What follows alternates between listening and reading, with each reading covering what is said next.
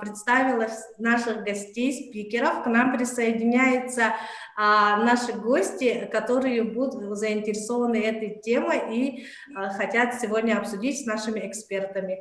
Передаю слово Яне Анатольевне для дальнейшей модерации, для того, чтобы эти вопросы, которые мы сегодня обозначили, были озвучены, и обязательно мы на них получили ответы для того, чтобы наша работа пошла и как нам работать. У нас сейчас на данном этапе возникло несколько вопросов, которые мы хотим непосредственно услышать сегодня от вас.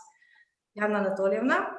Да, коллеги, всем привет. Напомню, что серия дата-дебагов у нас идет в рамках трека форума «Данные как ресурс для человека», да, или «Данные как развитие экономики». И у нас эти дебаты идут в каждом регионе. Начинали мы с дебатов со Шнуром.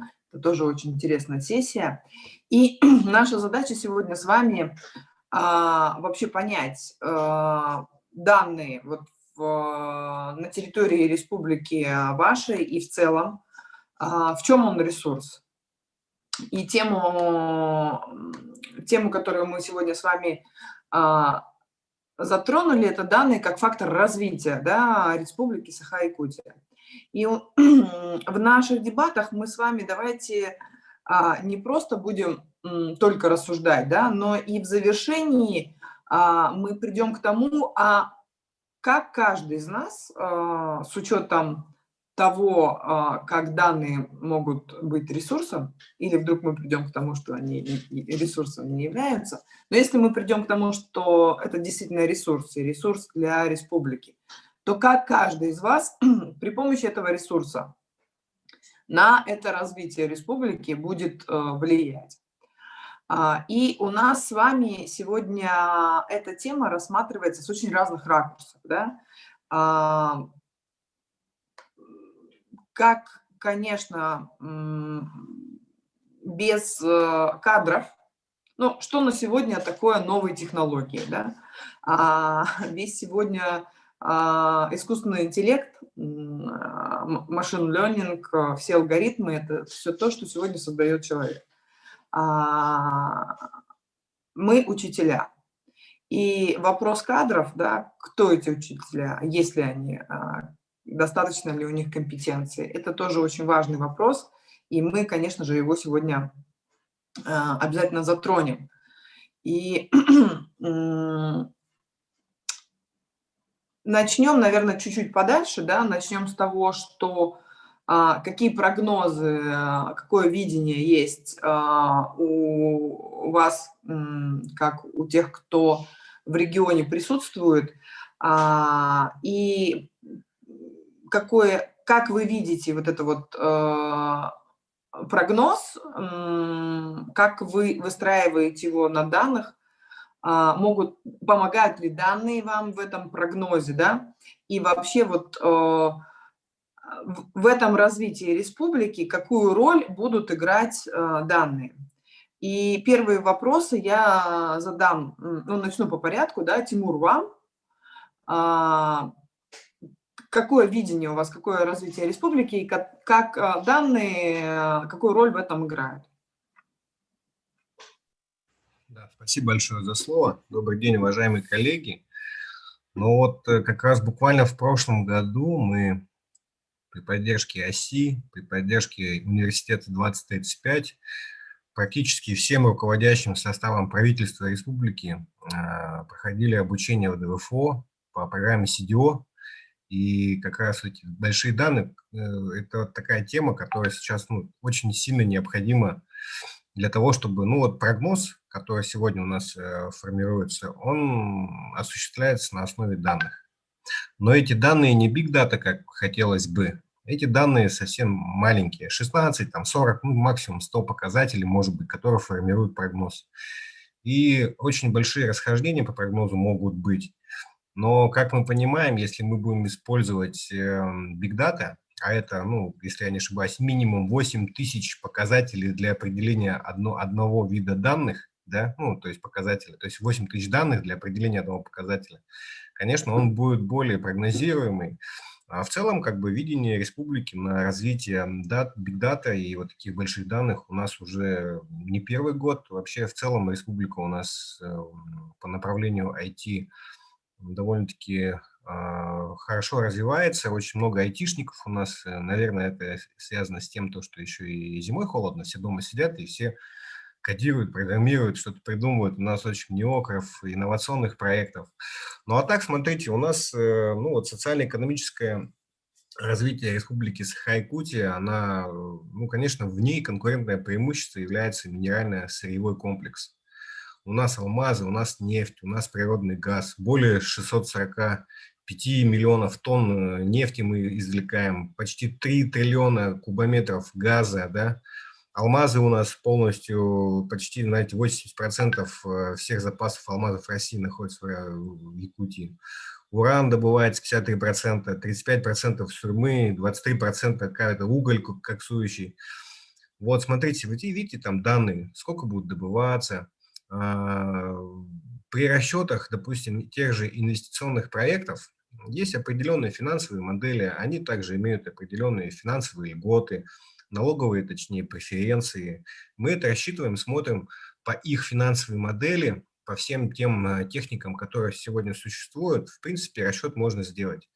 Но, конечно, большие данные будут рассчитывать риски, возможности, рентабельности всех инвестиционных проектов. А я скажу, что инвестиционные проекты – это налоговое отчисление, это бюджет республики. И это и есть социально-экономическое развитие, которое в дальнейшем будет, ну, распространяться на абсолютно все категории жизни населения и здравоохранения, и все социальные направления.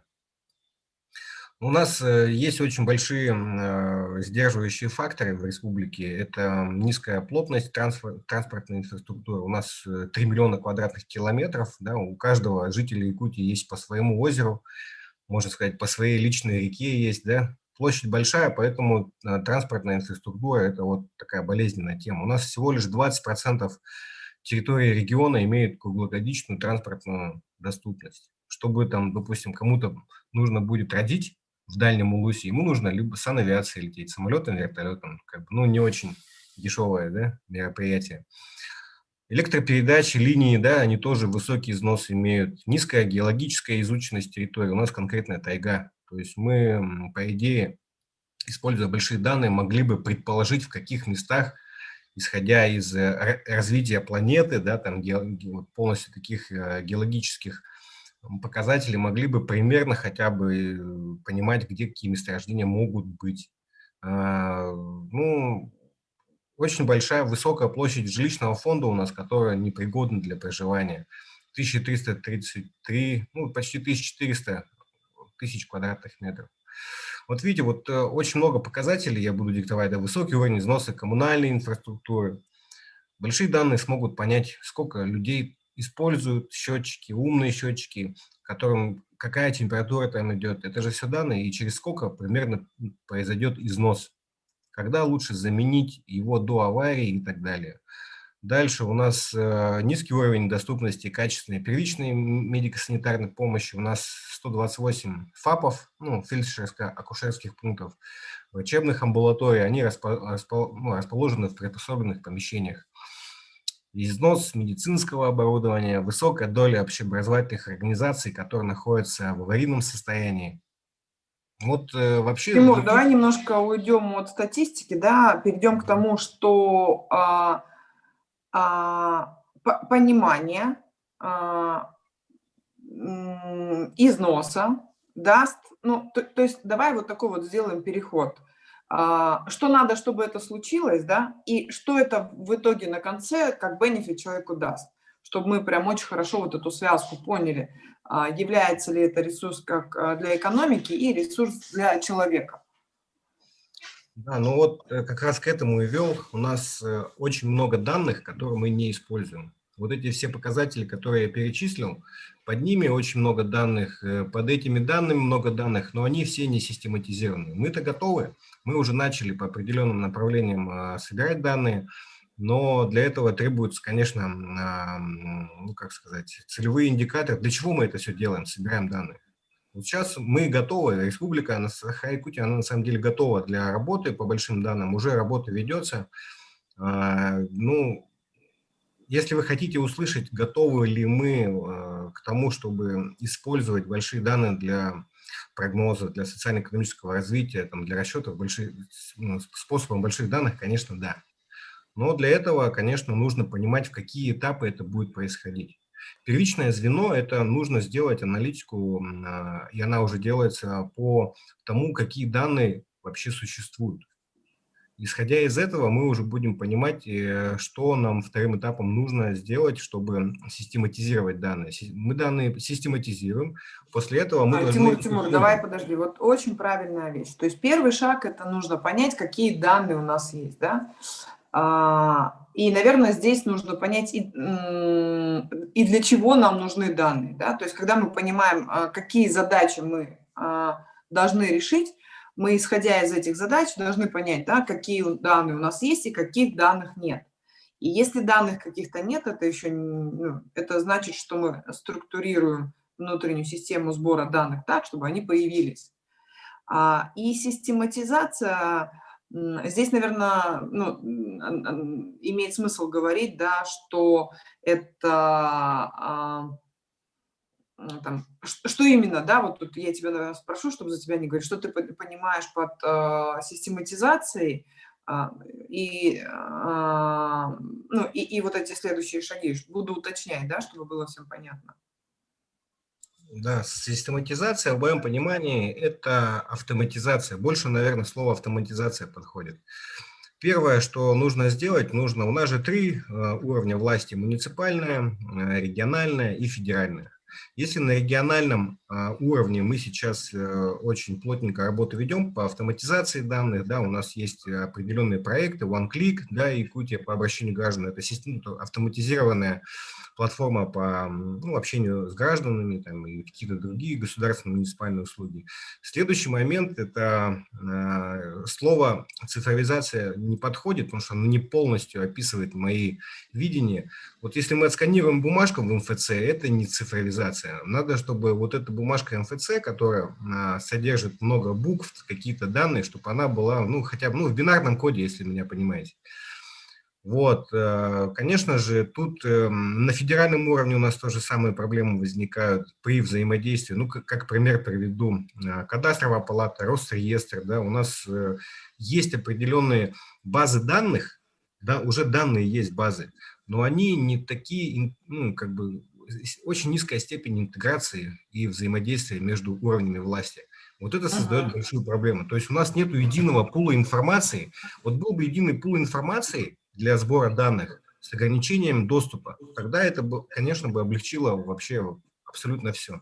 И самое слабое, конечно, звено – это муниципальный уровень. Здесь даже цифровизацией иногда называют отправку документов по e-mail. То есть тут говорить о систематизации именно автоматизированных процессов передачи данных здесь очень сложно. Поэтому комплексно нужно идти втроем. То есть только на уровне региона, только с взаимодействием с федералами, либо только нужно именно вот такую синергию сделать, чтобы 3 уровня власти. Это вот среди данных, которые находятся, допустим, открытые данные, да, либо, может быть, закрытые данные по защищенному контуру, да, государственной власти. Но не стоит забывать еще и данные социальных сетей, да, цифровые следы, теги, кто куда идет. Допустим, Facebook полностью отслеживает наши передвижения. Мы об этом не все знаем, но если зайти в настройки, посмотреть, то вы можете посмотреть, где вы были. То есть полностью весь маршрут, с кем вы общались. Тимур, давай, хорошо. Я еще вернусь с вопросами. Наверное, выслушаем позиции всех по этому вопросу. Андрей, вопрос к вам. Так, я не вижу. Андрей здесь, он здесь. Вижу, да? Вот. Подпись какая-то не та. Да, Андрей, скажи свое видение, как данные помогут в развитии Якутии как региона, да, и вообще какое видение есть в развитии в отношении региона? Ну, И в чем? начнем с того, что мы уже начинаем собирать такие данные.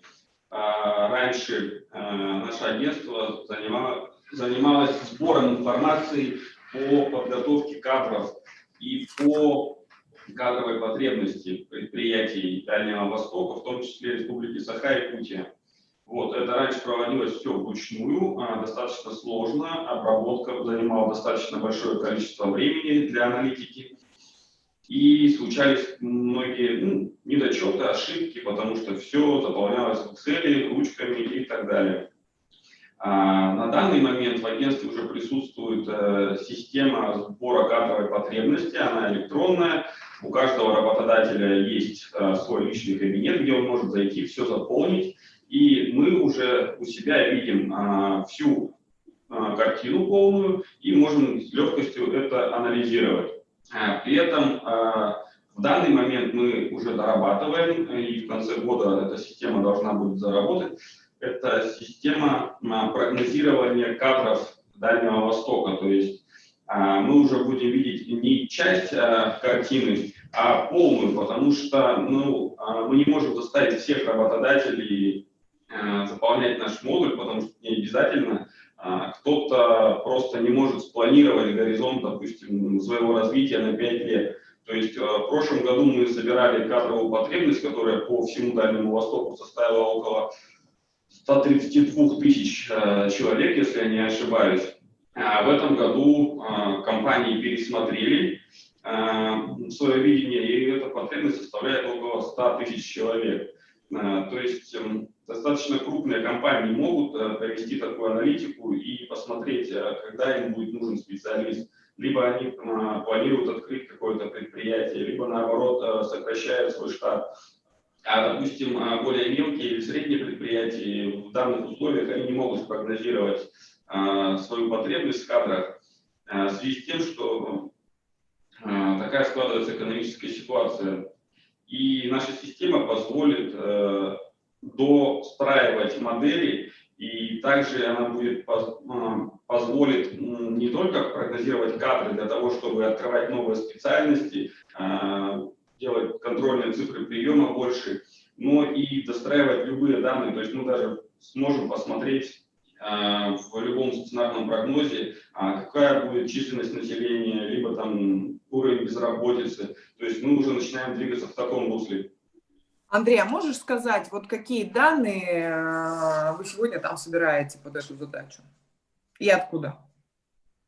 Данные собираем мы с работодателей. То есть работодатель заходит, у него есть личный кабинет.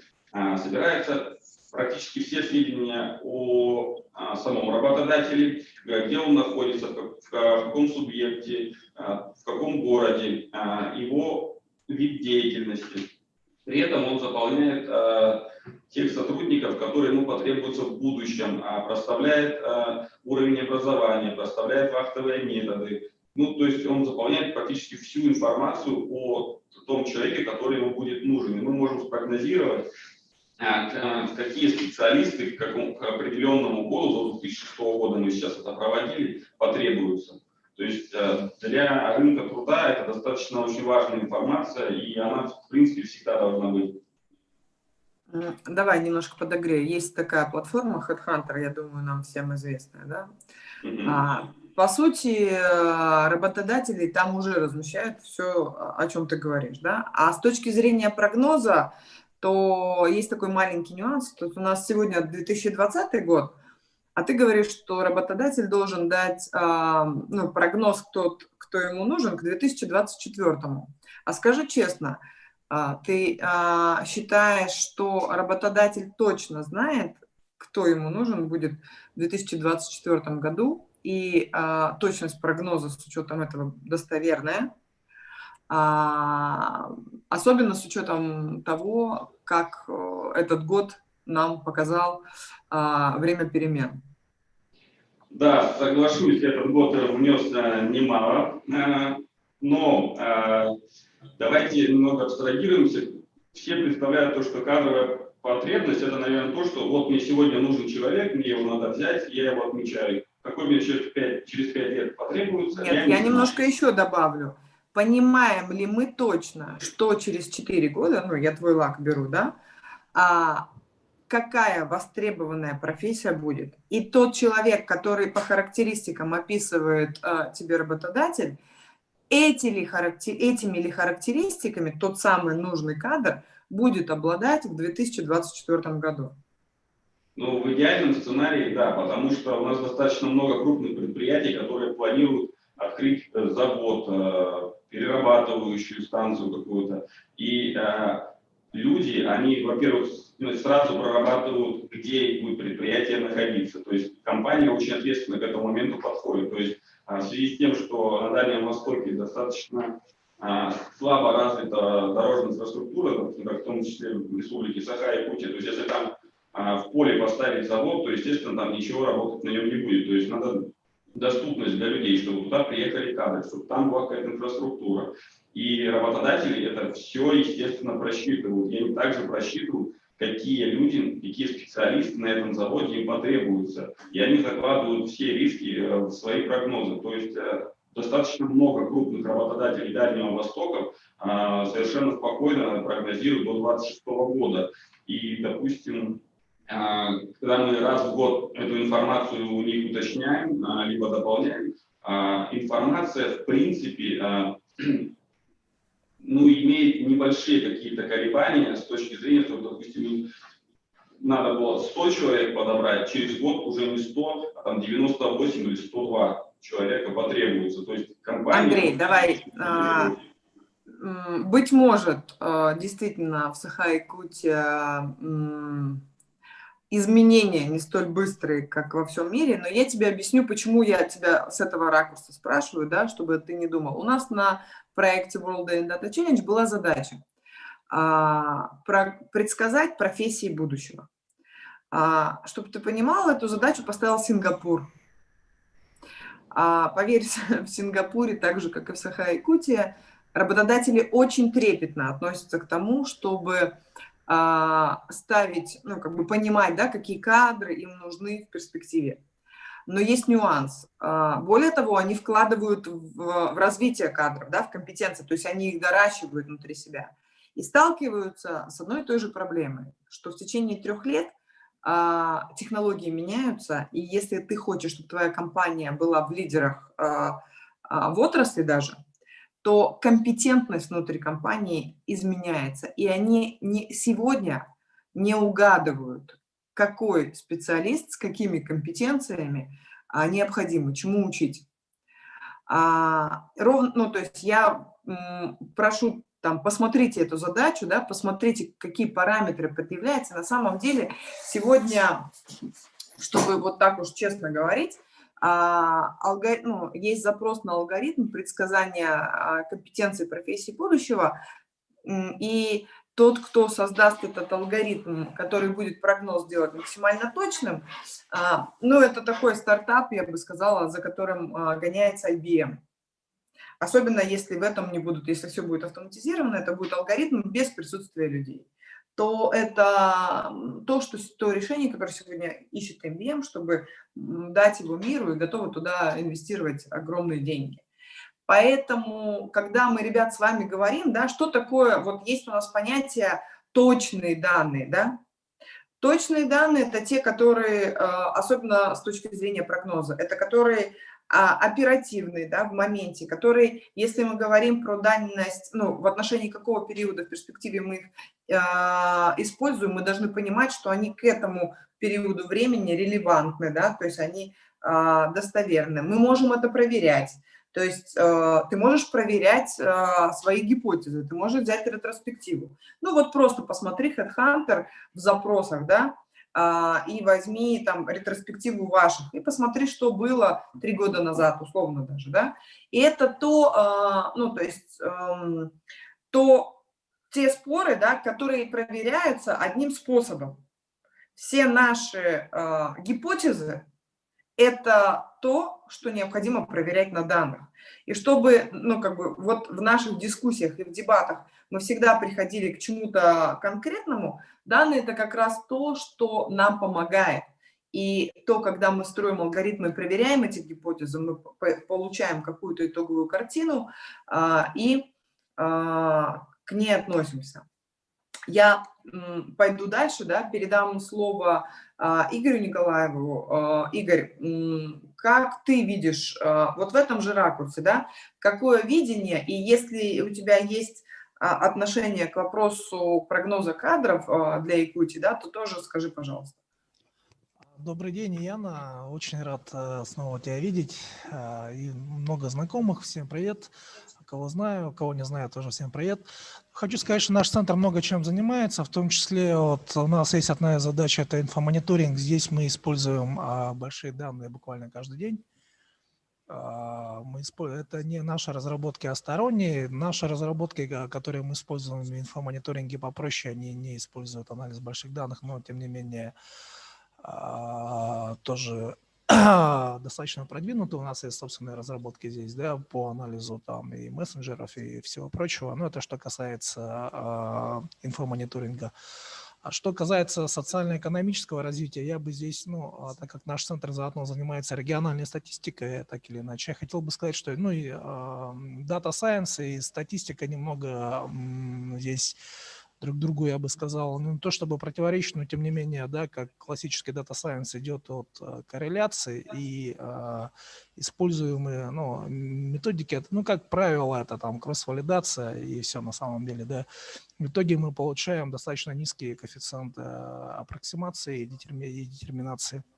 В классическую статистику, конечно, много кто ругает, то, что там используемые методы так или иначе, там, несовершенно, да, все мы знаем, там есть ложь, есть большая ложь, есть статистика и все прочее, классические слова, но тем не менее, да, как государство мы можем использовать только в большинстве случаев только официальную статистику, это тоже важно понимать.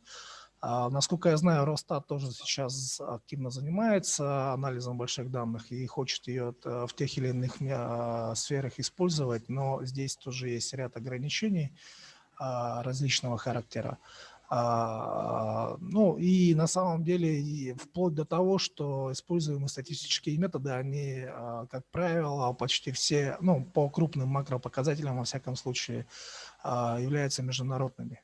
И мы тут не вправе там сами продумывать, потому что тогда у нас наша статистика не будет отвечать международным стандартам. Да, если мы сами будем измерять каким-то образом, новым образом, допустим, валовый региональный продукт, здесь будет ряд проблем.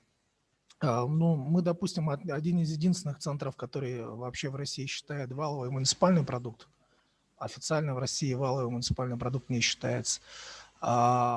Используются международные методологии. Мы бы рады, допустим, использовать те или иные вещи, связанные действительно с Data Science, но здесь, еще раз говорю, есть чисто методологические, нормативные ограничения. Первый момент. Второй момент, мы тоже делаем, допустим, демографический прогноз, и регулярно у нас работает анализ потребностей в кадрах, здесь я хотел бы сказать, что, допустим, и по демографическому прогнозу, и по прогнозу потребностей в кадрах мы действительно сильно скованы только крупными работодателями, которые относительно, и то на самом деле с достаточно большой погрешностью дают свои потребности. Мы не можем спрогнозировать, допустим, потребность в кадрах в МСП с более-менее нормальной, хотя бы приблизительной точностью. И я не уверен, что использование Data Science здесь хоть как-то может помочь. Пока что я вижу чисто прикладное значение Data Science, вообще анализа больших данных, скорее в таких вещах, связанных с e-commerce, и так далее. То бишь, что вот мы видим, как социальные сети нас анализируют, действительно нормально работают, микротаргетинг, и так далее и тому подобное. Возможно, для государства прикладное значение это в части инфомониторинга, политических исследований. Мы, допустим, параллельно проводим, и у нас большой пласт работает, это наши социологические исследования. И здесь мы тоже на самом деле сталкиваемся, что зачастую консервативный, более такой подход классический, он иногда срабатывает лучше. С чем это связано? Да, ну, со многими вещами, вплоть до того, что ну, у нас существенная часть населения до сих пор не цифровизирована, они просто не сидят в цифре, да, у нас не в каждом населенном пункте все еще есть высокоскоростной интернет. И, допустим, ну, условно, городского жителя среднего возраста действительно можно только по его профилю в соцсетях там, и так далее более-менее понять, чем он дышит, но сельскую бабушку с помощью там алгоритмов анализа больших данных понять, что она хочет, ну, достаточно, в настоящий момент, во всяком случае, это сложная задача. Игорь, а можно вот я тебя спрошу, мы, решая задачу анализ бедности, да, ну и вообще решение вопросов бедности в регионах, как раз затрагивали тему, что самой большой проблемой, ну, вернее, не так, не самой большой, а одной из значимых проблем является как раз вот не тотальная, ну, доступность всех жителей страны к интернету.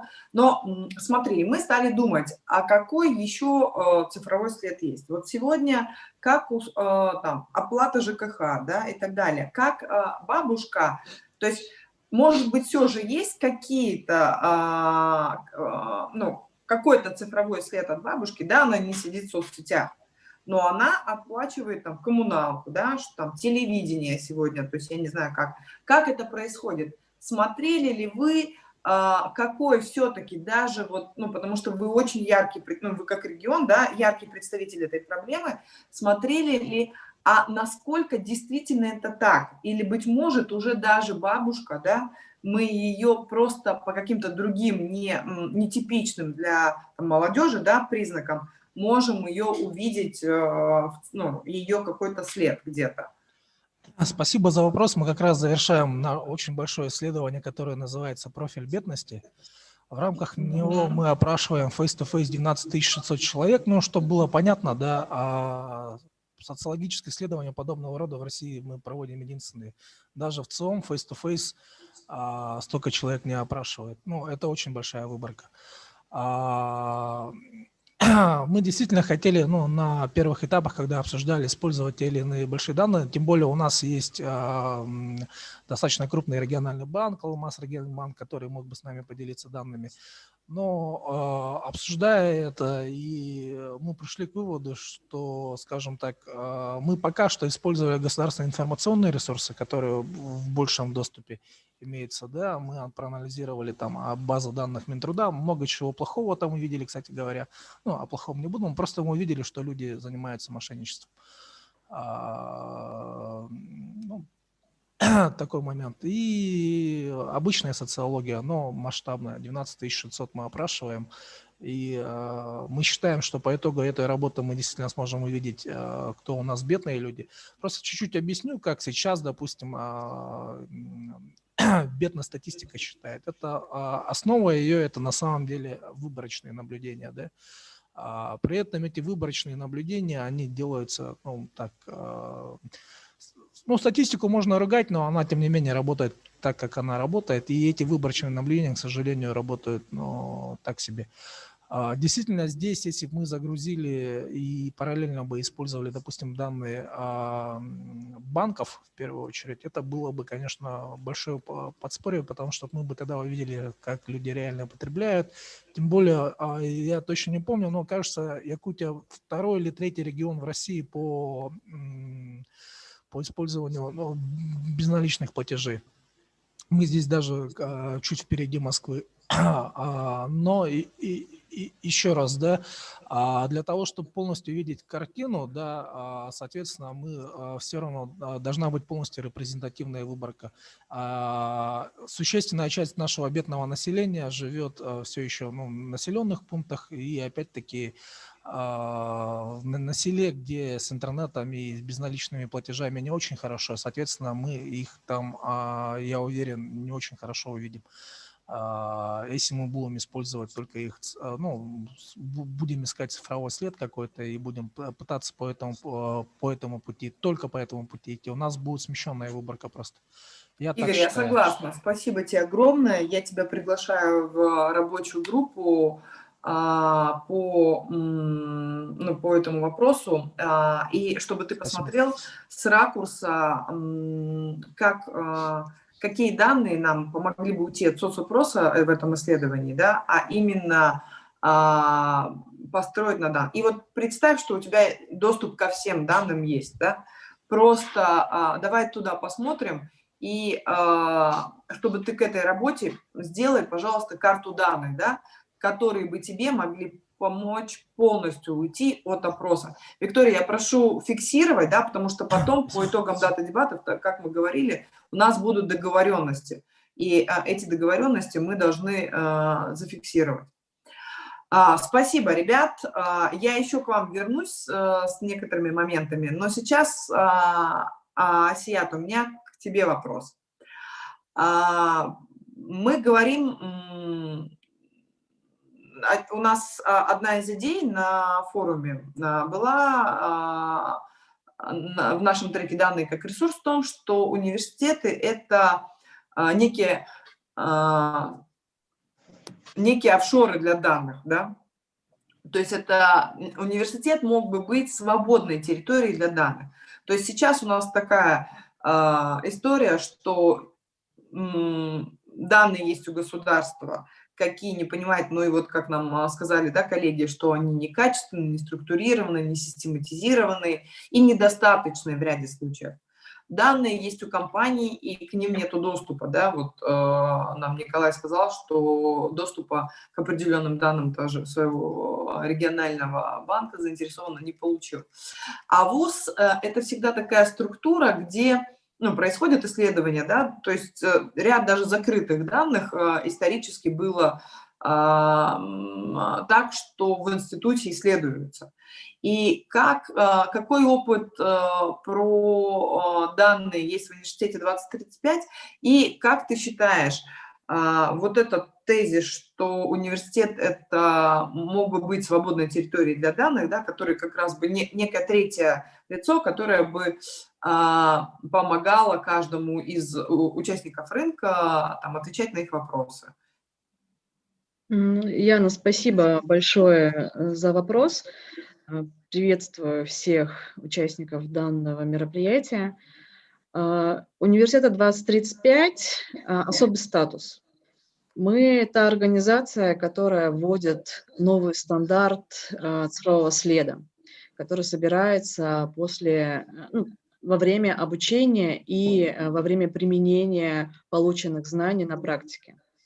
Мы уже провели порядка 2 крупных мероприятий. Это «Остров 1021», 1022, наверное, часть коллег, которые сейчас здесь присутствовали на нем, и понимали, что мы снимаем данные, то есть вот как раз про множественность данных, которые собираются во время обучения. Мы снимали и биометрию, то, как люди реагировали на получение того или иного знания, собирали данные с помощью специально обученных людей, которые фиксировали получение знаний и активность на мероприятиях. И очень важным элементом это даже тексты, которые писали люди до того, как проходили обучение, сравнивая с текстами, анализируя тексты, после прохождения 2-недельного обучения. И мы заметили действительно изменение сленга такого особого, и это тоже является теми данными, которые собираются в университете 2035 и в университетах, которые участвуют в проектах, нашей организации, например, как проектно-образовательные интенсивы. И Саха-Якутия, в частности, активно включается в этот процесс. И я надеюсь, что вы также станете активными участниками нового нашего мероприятия «Архипелаг-2035», в котором и будут решаться кейсы на основе собранных данных от университета 2035 и партнеров. И в данном случае, да, действительно, Яна, сложность заключается в том, что то озеро, мы так называем, дата-лейки, то озеро данных, которое собирается в университете 25, у нас, оно безгранично, и мы выделяем разные категории, и особенностью является то, что мы хотим выявить тот фактор, который позволяет человеку вовлекаться в образовательную деятельность, мотивироваться к реализации этих полученных знаний на практике. И вот здесь особенностью, наверное, деятельности Университета 2035 является, что мы даем полный карт-бланш обучающемуся и даем ему построение своей индивидуальной траектории. После прохождения каждого курса человек проходит тестовые задания и оставляет рефлексию. И таким образом те данные, которые мы собираем, не только показывают эффективность прохождения обучения слушателям, но и показывают качество даваемого материала, насколько он релевантен той компетенции, на которую человек записывался. Если сейчас сравнивать те полученные данные в Университете 2035 с рынком труда, исследования, которые проводятся у нас, мы видим отсутствие корреляции тому, чего обучают, и тому, что требуется в регионе. Сейчас мы проводим такое большое масштабное исследование по всей Российской Федерации, миллионы вакансий. Это Андрей Комиссаров, наше отдельное исследовательское направление, занимается исследованием совместно с Министерством труда и занятости Российской Федерации. И проследили особенность того, что то, чему обучают в университетах, не всегда релевантно тому, что требуется в регионе. И вот здесь Яна говорила о задаче Сингапура, что нам не нужно быть нацеленными на тот фокус востребованности сейчас людей на рынке, нам нужно смотреть на 5-10 лет вперед, потому что если мы будем обучать только по запросу работодателя, этого будет недостаточно, чтобы стать эффективным и востребованным через 5 лет. И благодаря этому мы сейчас рассматриваем возможности сетевого взаимодействия по сбору данных по всем образовательным активностям, которые проходит человек на всех образовательных платформах, начиная от OpenEdu и прохождения образовательных активностей в университете и до активности, которые он проходит на курсах, например, Курсеры, нетологии групп, либо в рамках программы персональных цифровых сертификатов. И здесь вот те данные мы, кстати, да, приглашаем к партнерству по анализу данных и в нашу такую исследовательскую группу, которая занимается непосредственно анализом доказательной педагогикой. Вот мне кажется, тоже вот здесь особенностью является то, что на основе тех полученных данных от обучения студентов, в частности в вузах, мы смотрим, каким образом, да, какой контент способен влиять именно на данную группу людей и в каком масштабе достаточно. То есть это достаточно 2 месяца в интенсивном режиме обучаться, либо там растянуться на год. То есть это тоже мы сейчас исследуем вместе с ведущими университетами Российской Федерации. Это все на основе данных. И действительно, как говорили большинство выступающих, без данных невозможно принимать решения. И даже курс там, CDO, который всегда мы позиционируем как проект совместно с коллегами из Агентства стратегических инициатив, направлен именно на то, как нужно использовать данные для принятия решений, в том числе в системе образования. Особенно при переходе в онлайн, потому что у нас данные в огромном количестве собираются сейчас. Как мы их используем, да, здесь уже... Спасибо, Асият.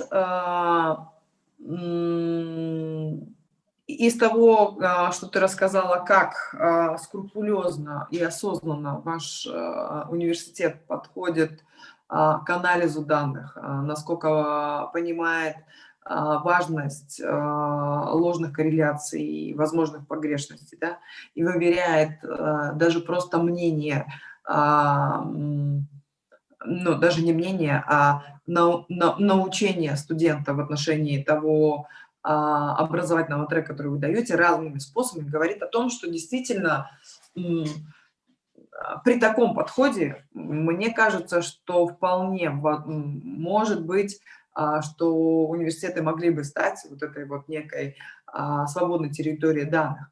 Но какое мнение, Афанасий, какое мнение в отношении этого у тебя? Как ты считаешь, достаточно ли, ну вот в вашем регионе, да, могли бы быть, ну как бы, как ты вообще к этому тезису, что университет – это территория для свободных данных, и что у вас в республике в отношении этого делается? Яна, Афанасий сегодня, к сожалению, не может присутствовать, но я озвучу вопросы, которые в рамках этого трека были даны. Подожди, ну давай тогда переадресую вопрос. У нас и Елены нету, да? Да, нет, у нас были как раз вопросы, которые мы Да, хотели... я здесь. Елена есть, тогда я Да, добрый день. вопрос. Да, Елена. Здравствуйте, Яна. Угу. Тогда адресую этот вопрос вам. Да? Университет как территория свободных данных. Как вы к этому тезису и может ли это в какой-то мере реализовываться в республике? Спасибо за вопрос. Ну, на самом деле, я сама не являюсь специалистом по большим данным, да, но вот с точки зрения как раз сотрудничества с университетом 2035, в том числе вот в рамках реализации проектно-образовательного интенсива, да, мы столкнулись со следующей ситуацией. Да. Значит, при работе как раз с нашими индустриальными партнерами по проектам, в частности, у ребят, несмотря на то, что задача была поставлена индустриальным партнерам, возникали ситуации, когда доступа к базам данных ребята получить не могли. То есть вот в этом ключе, да, мы сейчас уже планируем в университете эту работу дальше выстраивать, именно по работе с индустриальными партнерами, да, чтобы как-то вот, скажем так, обозначить, да, скажем, пространство доступных для университета данных. Вот, это вот один момент. И нас также интересует вот вопрос, на самом деле опыт очень хороший получили в рамках реализации проектно-образовательного интенсива по анализу цифровых следов. Да? Но пока мы так понимаем, что, скажем так, доступ к анализу цифровых следов, он пока в рамках совместных проектов и ограничен, совместно с университетом 2035. И вот коллег интересует вопрос, в частности, что планируется в части, скажем так, интеграции возможностей университета НТИ с электронной средой других университетов, вузов. Вот в части развития вот этого направления, этого трека по анализу цифровых следов, по их сбору и так далее. Ну вот частично Асият, по-моему, в своем выступлении, да, ответила на этот вопрос, но мы хотели бы вот более, как бы, скажем так, конкретно услышать о планах в этом направлении. Ну, я могу сейчас ответить на этот вопрос, Да. если есть такая возможность.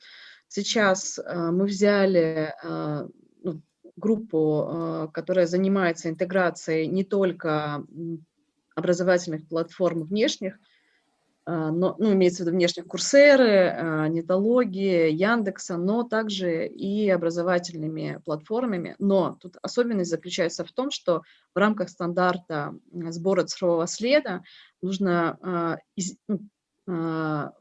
поменять подход к структурированию данных, которые собираются на вашей платформе.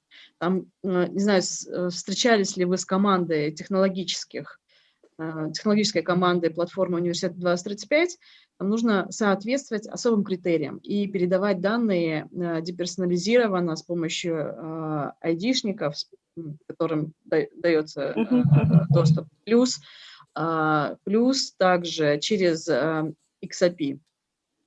Передача данных должна передаваться. То есть особый стандарт, по которому, то есть международный стандарт, но платформа Университет 2035 сейчас направлена на то, чтобы унифицировать передачу данных и непосредственно, если платформа университета пока не готова передавать в таком формате данные, то либо здесь доработки с вашей стороны необходимы будут, либо переходить на новый формат, то есть то, по какому пути вы пойдете.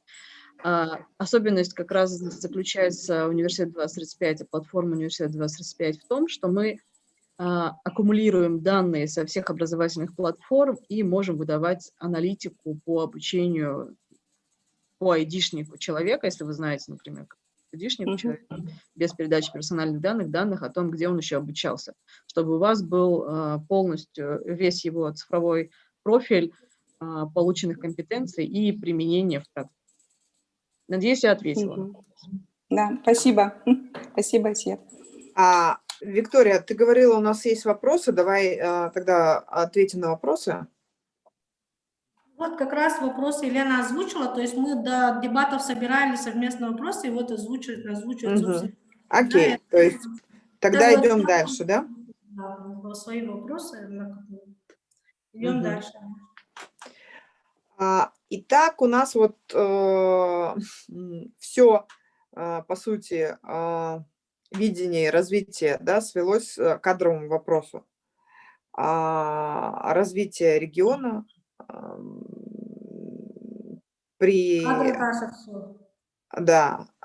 свелось к кадрам. И вопрос в следующем, да, как данные могут быть, помогать в поиске талантов, в поиске нужных кадров. И мы отчасти на этот вопрос ответили, да. Но мы, наверное, не ответили на вопрос,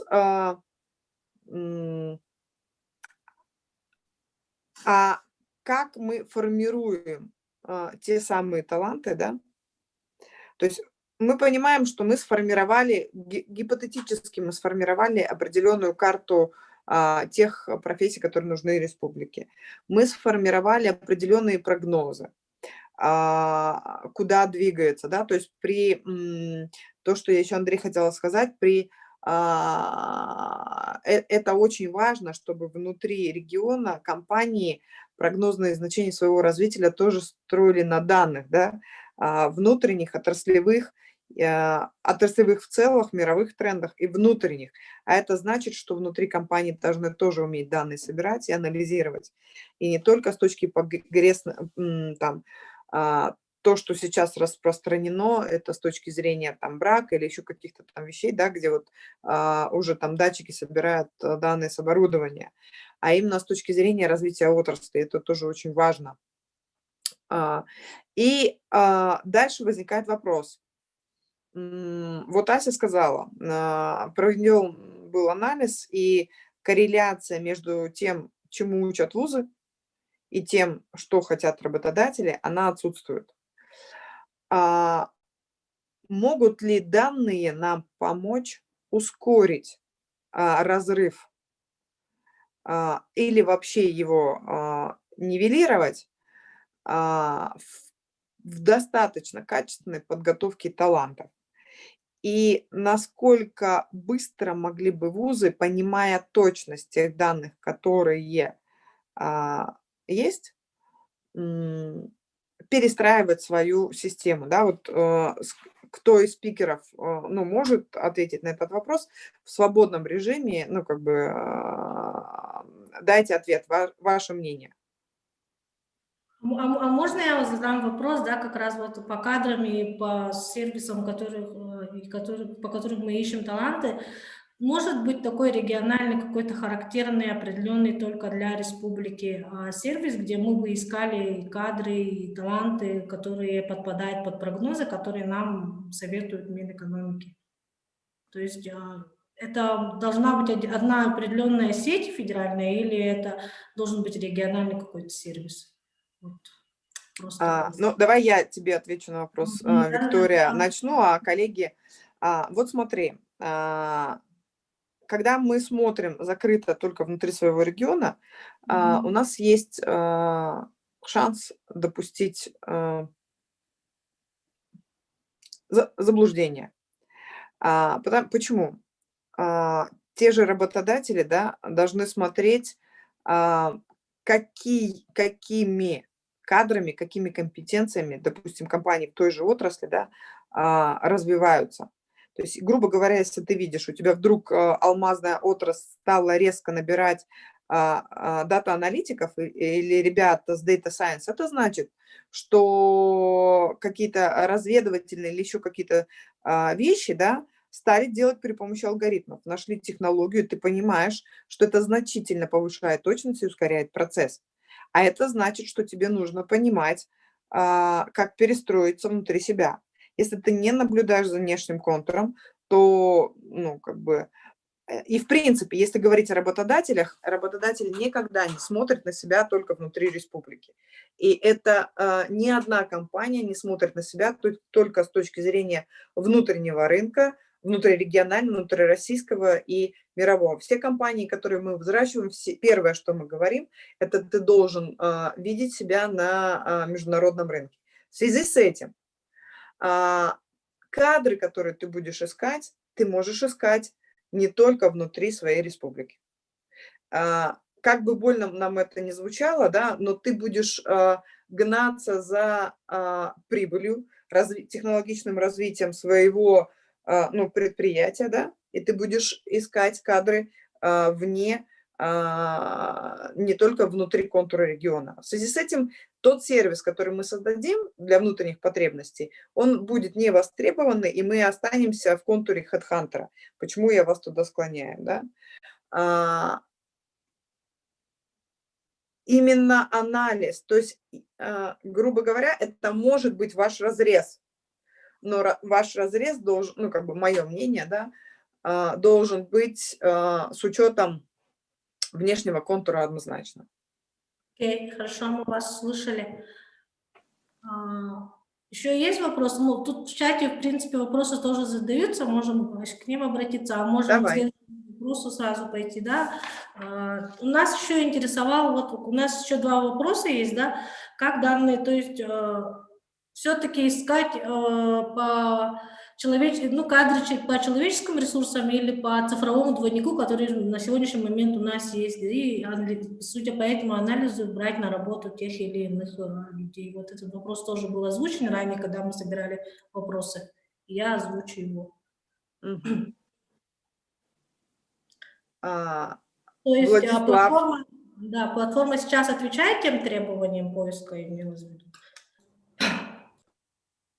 Игорь, давай. Игорь, вопрос есть. Я на самом деле, да, тоже сторонник того, что, безусловно, нужно использовать при найме сотрудников те данные, которые есть в открытом доступе.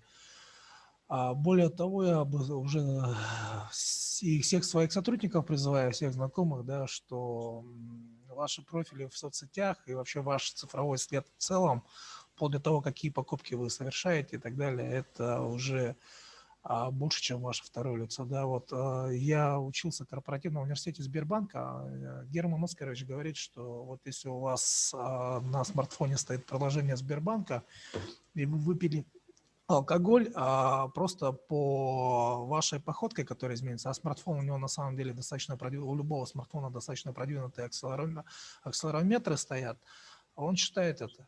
И это повлияет на решение о том, выдать ли вам ипотеку или нет.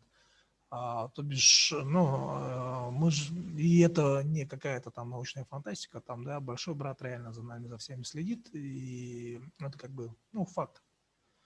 На самом деле при приеме сотрудников, безусловно, нужно учитывать, хотя бы его кредитный рейтинг, да, и профиль в социальных сетях, но то, что на самом деле находится в таком относительно легком доступе. Но в будущем, на самом деле, и даже уже в настоящем, все крупные работодатели ориентируются на цифровой след человека. В том же Китае, хоть нам это и кажется там цифровым тоталитаризмом, уже введен там социальный скоринг, мы к этому уже практически скоро пройдем. Добро пожаловать в будущее. Асият. Звук выключен. Что ты думаешь, резюме или цифровой двойник человека? Однозначно цифровой двойник человека. Мы начали еще в 2018 году формировать модель цифрового компетентного профиля человека. Сейчас разрабатываем совместно с кадрами для цифровой экономики направления, связанные с базовой моделью компетенций. Подходы работодателей не всегда совпадают, и мы сейчас ищем выходы через введение новых профстандартов. Например, сейчас на согласовании в Министерстве экономического развития, Минцифре, профстандарт по специалисту по машинному обучению. И когда мы точно сможем разметить, а какими компетенциями должен обладать специалист, и при этом он каждый уровень, если вы видели это колесо, у нас примерно похоже вот на это колесо, каждый уровень знания и, как еще называют, левела владения той или иной компетенцией. При этом наращивание компетенций подтверждается через данные, которые сохраняются в этом профиле. И фактически это действительно, как сказала Яна, это цифровой двойник человека. В идеале там, через 5 лет можно будет отследить то, как с помощью тех компетенций, которые сейчас есть у человека, что ему нужно изучить, чтобы достигнуть там, той или иной цели, в зависимости от целеполагания на входе перед изучением какого-либо курса.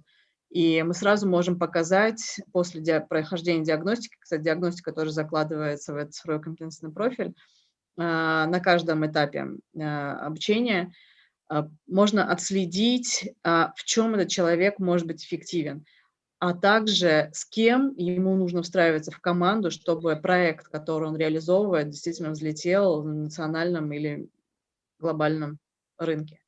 И это тоже один из аспектов, у нас тоже проводилось исследование, как человек лучше всего учится, когда он предоставлен сам себе, или когда он в команде обязался перед командой, получил коммитмент, что он должен изучить, допустим, Python, чтобы можно было бы анализировать Excel-таблички не за 10 часов, а за 5 минут. Как так? И в команде человек намного эффективнее проявляет себя в учебе и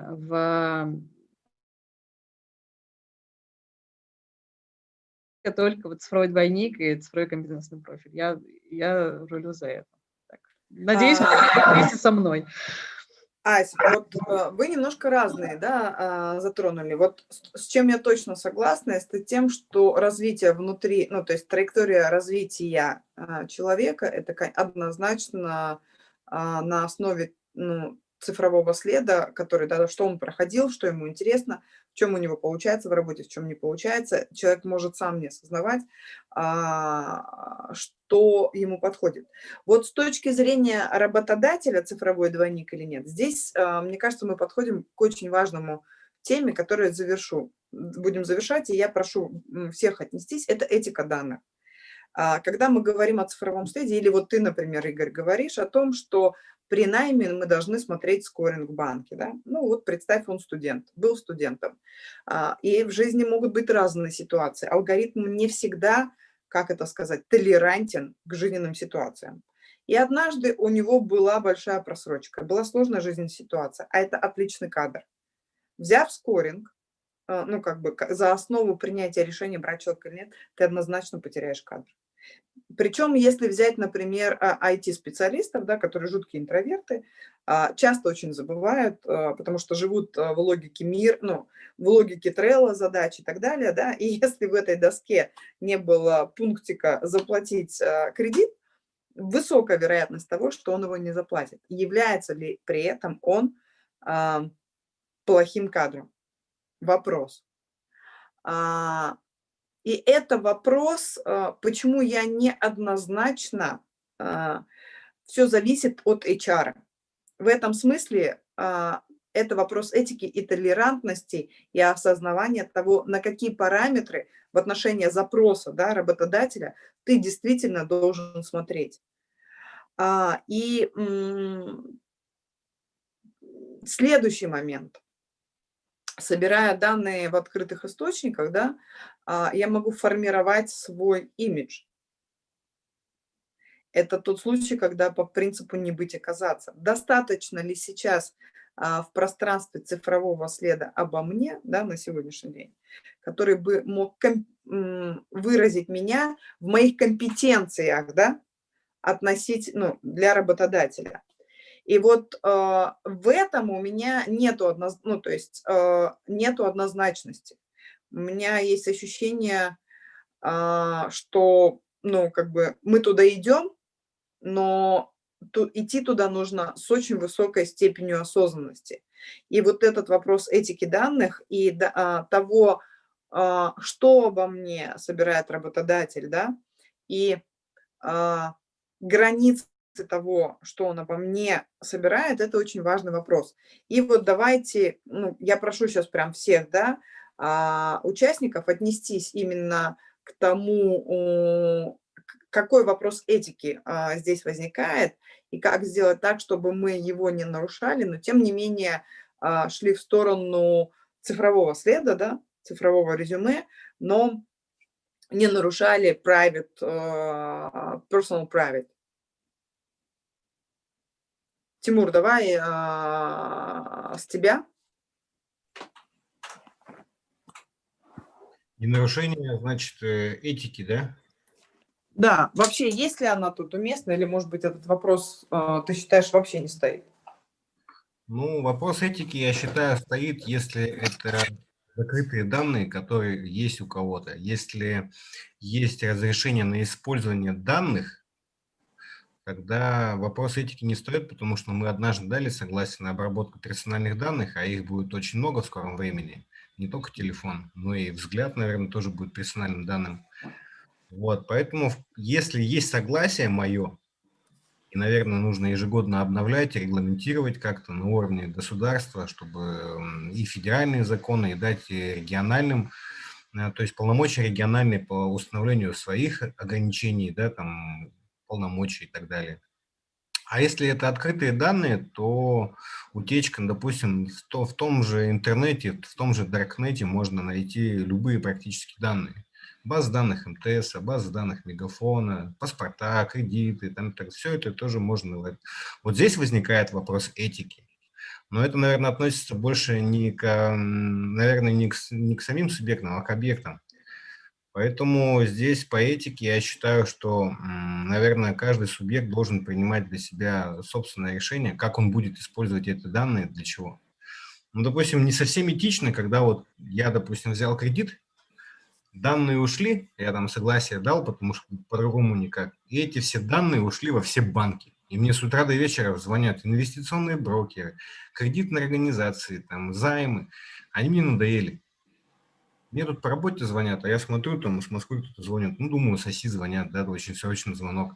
А это банк. Вот это на самом деле неэтично. Вот лично мое мнение. Ну, вот если как-то это зарегулировать, как-то, ну, на уровне, на федеральном уровне законодательства поменять, если даже вот самое главное, то, что меня интересовало бы, мы очень долго ждем, когда примут те или иные федеральные там законодательные акты. Если бы дали полномочия по обработке, по больших данных и все, что с этим вытекает на региональный уровень, полномочия бы были бы у субъекта, тогда регионы могли бы уже самостоятельно идти вперед. Ну, это вот мое мнение по этому поводу. Андрей. Как ни странно, я хочу поддержать полностью Тимура. Лобные звонки, конечно, это плохо. Единственное, мне кажется, если будет большая защита данных, и они не будут куда-то утекать, и действительно специалисты смогут использовать больше данных, то это, конечно, хорошо, но тут надо поймать тонкую грань между персональными данными и какими-то общими данными.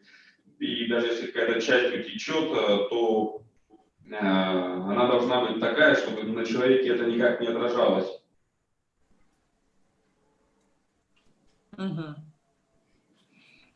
Игорь. Ну, я хотел бы коротко сказать, да, что ну, мой центр является официально научной организацией. В научных целях мы имеем право обходить некоторые ограничения закона о защите персональных данных. Это важно на самом деле, потому что сейчас мы в далеко не равных условиях с владельцами тех самых больших данных, с теми же социальными сетями. Да, мы как государство, у нас по сути, руки-ноги связаны по сравнению с тем же Фейсбуком, да, насколько Facebook или Google она знает. Ну, я иногда даже удивляюсь, что Google какой-то телепат, да, ну, вот по той контекстной рекламе, которую он выдает. Я точно знаю, что это ничего не гуглил. Я вот только о чем-то подумал, и вот бац, он мне рекламу выдает. Я 100% этого не гуглил, да. И, ну, реально, у Гугла уже технологии близкие к телепатии, а мы здесь до сих пор там что-то топчемся и думаем об этичности. Эти ребята с Силиконовой долины давно уже наплевали на этику и делают на этом бизнес. А нам, как государство, здесь, наверное, имеет смысл, ну, хоть как-то к ним приблизиться. Это, во-первых. Во-вторых, ну, как работодатель, да, я считаю, что человек вообще должен понимать, что его профиль в социальных сетях – это то же самое его резюме. А он должен над ним работать, и когда он целенаправленно над этим работает, то это видно, и ну, должно быть, скажем так, учитываться и приниматься во внимание, что человек, во всяком случае, ему хватило мозгов этим заниматься. А если человек этим целенаправленно не занимается, ну, допустим, и там выкладывает какие-то, вещи, которые его самого же компрометируют, мне кажется, это его самого, собственно говоря, процитирую Кличко, да, он сам окрасил себя в те цвета, которые окрасил. И это вполне этично. Человек сам о себе, если выложил компрометирующую какую-то информацию, это же он сам сделал, никто же его не заставлял. А работодатель, безусловно, должен на это ориентироваться. К сожалению, на самом деле, и это не очень хорошо, у современного российского работодателя нет доступа к нормальным цифровым следам, да, человека, которого он принимает на работу. И это не очень хорошо, я считаю, потому что в том числе речь идет, вот почему мы сталкиваемся, вот как Тимур Юрьевич сказал, да, вот он банкам предоставил информацию, а там кто-то слил. Потому что работодатель в виде того же банка не смог при приеме на работу проверить, насколько его сотрудники честны, чтобы не сливали информацию куда-то там не туда, куда надо. Да, и так далее и тому подобное. То бишь, на самом деле, с точки зрения работодателя, у него должна быть возможность отбирать себе честных, мотивированных сотрудников, и это важно. Спасибо. Спасибо. Владислав. Всем привет. Я руководитель Центра опережающего профразвития. Очень интересно было сегодня на дебатах участвовать. Спасибо за такую возможность. Мы сейчас обсуждали же только по подготовке кадров, да, чем наше учреждение занимается, вот, прогнозом потребностей кадров. И действительно, вот, то, что мы работаем сейчас по старинке, по запросу у работодателей, оно немножко устарело. И действительно, вот цифровой след надо, и работу с большими данными туда надо вводить по прогнозу потребностей кадров. Сейчас я точно знаю, что Госкомитет занятости нашей республики разрабатывает цифровую платформу, где будут учитываться потребности работодателей. Правда, я не знаю, как формируются эти данные, но вот какие-то данные там должны быть использованы. Вот, я знаю по подготовке кадров. Нам, как Центру опережающей профессиональной подготовки, очень интересно использование больших данных в образовании, в том числе профориентации школьников, как мы можем в работе с отстающими детьми, как мы можем использовать эти большие данные. Это тоже для развития нашей экономики очень важно. Вот. И у меня вот такие вопросы. Во-первых, нам надо подготовить людей, такое количество людей, которые умеют работать с большими данными.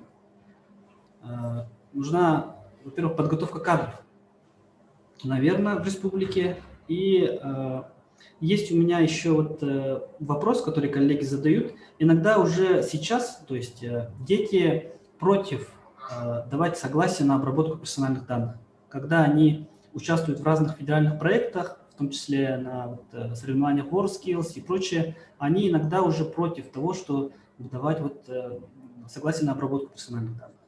И как вот с этим быть, и какие... И вот считаю, что в будущем достаточно не раскрыто и очень большую потребность будет иметь человек, который занимается защитой данных, именно компетенция кибербезопасности. Во всех предприятиях, учреждениях это будет очень востребовано. Вот такое мнение. Спасибо. Асият. Да, коллеги, я, наверное, хочу выступить с таким ярким выступлением. Я за то, что мы говорим про этику данных. Мне кажется, мы вступили в совершенно новую эпоху, когда уже нас никто не спрашивает о том, что мы со своими данными делаем. Сейчас, на данный момент, никто не спрашивает. Наши данные, собранные о наших действиях, продаются сейчас на рынке.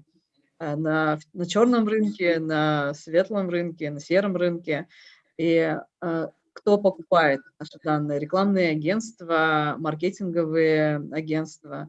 И по моему мнению, пока мы осознанно не подойдем к тому, где мы оставляем свой телефон или вводим почту, ни о какой этике говорить не стоит, потому что здесь уже культура работы с данными со своими собственными.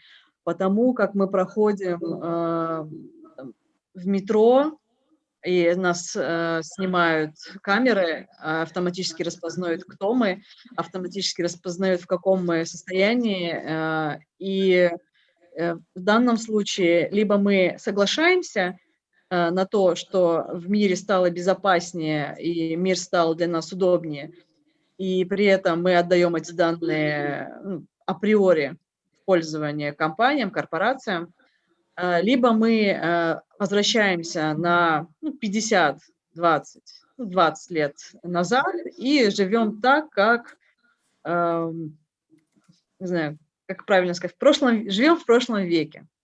И при этом не пользуемся всеми благами современности. И тут вопрос к вам. А как вы хотите развиваться и развивать мир вокруг себя на основе данных? Либо по культуре прошлого века жить спокойно, при этом зная, что никто не пользуется твоими данными. Это абсолютно выбор каждого человека, либо уже национального масштаба вопроса, которые решают наши главы стран, в которых мы живем. В Китае уже все решено, вы слышали, да. Ну, в России тоже уже подходы такие есть. Мое мнение, если пока это нам больше помогает и сохраняет нашу безопасность, делает нашу жизнь быстрее, мы можем просто находить для себя выход какой? Оставлять телефон, компьютер, Zoom дома и уходить в лес, отдыхая немножко. А про этику опять вернусь. Возможно, до принятия каких-либо глобальных решения о пользовании цифровым следом человека, либо хотя бы принятие законов на национальном уровне, стране будет выгодно знать, чем занимаются ее граждане, мы можем только самостоятельно отнестись к этому выбору, где мы хотим жить. В новом мире, идеальном, как для нашего мнения, для каждого человека, кто сейчас здесь находится, либо в мире, который уже когда-то был. Я, наверное, да, скептически отнеслась к этике, но я, понимая весь риск, отдаю свои данные, потому что понимаю, что мне нечего скрывать от людей, с которыми я живу и работаю. Я, наверное, завершая нашу панельную дискуссию, выскажусь тоже в отношении этики данных. Мое мнение, границы сбора заканчиваются ровно там, где разрешила о себе собрать. И, наверное, на этом, для меня это в первую очередь этика. Чтобы у всех был вин-вин, игроки, которые хотят те или иные данные, на мой вкус, должны объяснить мне, зачем они собирают. Если, например, ВУЗ скажет, что это мне для того, чтобы я в будущем могла достоверно, ну, как бы максимально точно выстраивать траекторию развития, подбирать для себя образовательный трек, чтобы быть в тренде, да, и востребованным кадром, это даже такая нефинансовая монетизация. Я не трачу зря силы и деньги, посещая не те курсы. И я даже выгоду в этом вижу.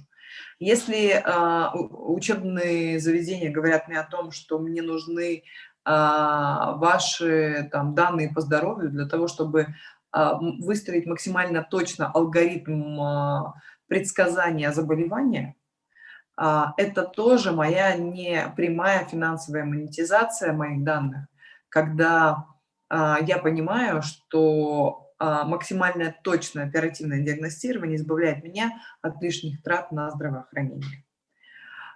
И я готова этими данными делиться.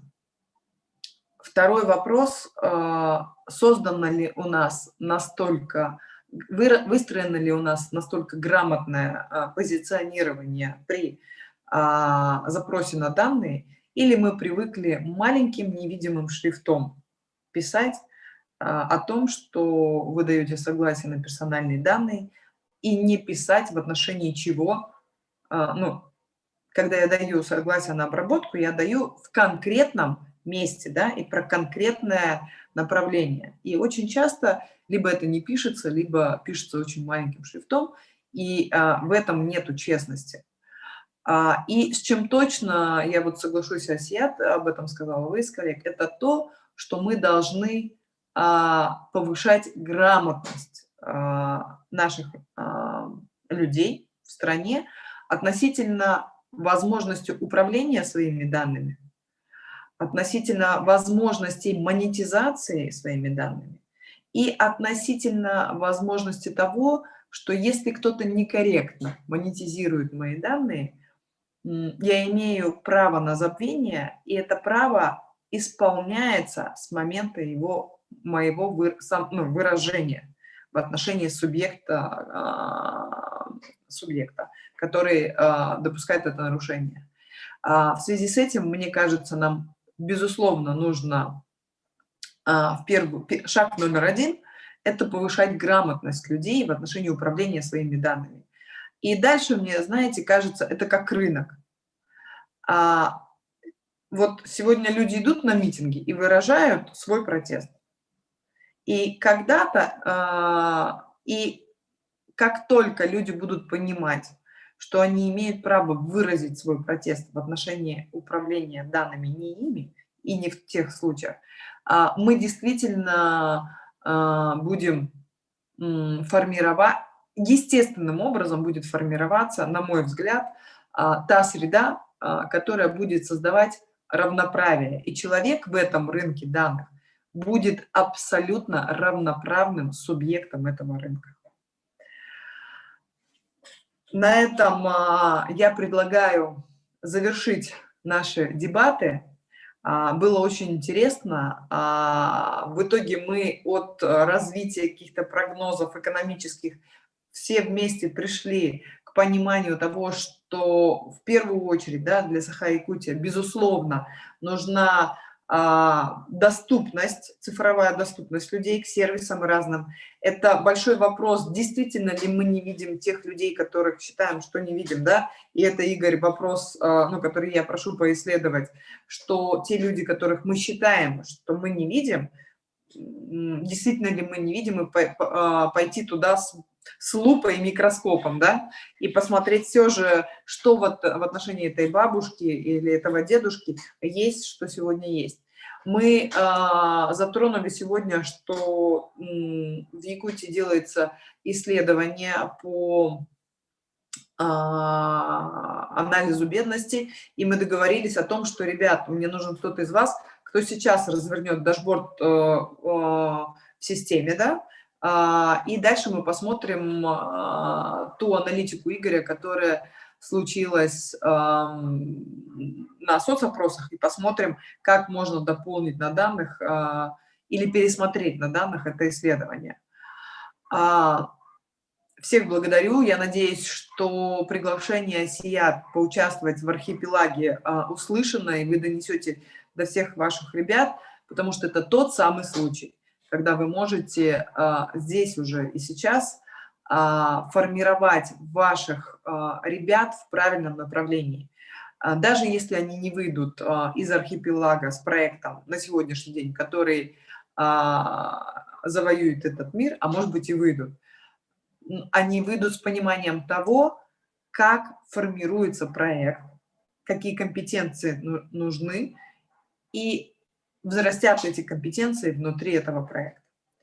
Поэтому присоединюсь, всех приглашаю, и надеюсь, Саха-Якутия будет продолжать быть неизменным участником проекта World Day Data Challenge.